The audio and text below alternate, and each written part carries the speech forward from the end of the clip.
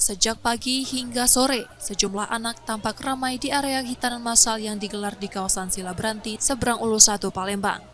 Didampingi orang tua masing-masing, mereka berharap mendapatkan layanan hitan gratis dari tim medis yang disiapkan.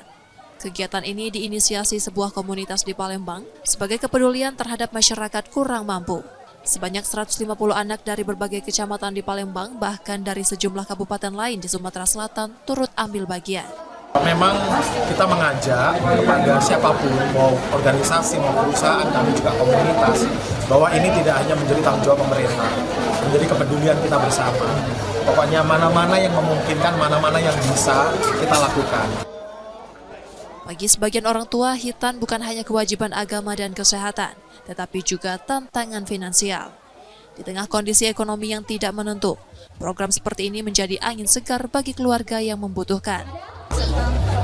Bisa bantu lah, tidak ada menunggu lah. Memang belum ada rencana, kalau ada sudah pasar ini kita lakukan. Masyarakat berharap kegiatan serupa dapat terus digelar secara rutin, agar semakin banyak anak dari kalangan kurang mampu terbantu melalui aksi sosial yang nyata dan berdampak langsung. Nur Muhammad, Kompas TV, Palembang, Sumatera Selatan.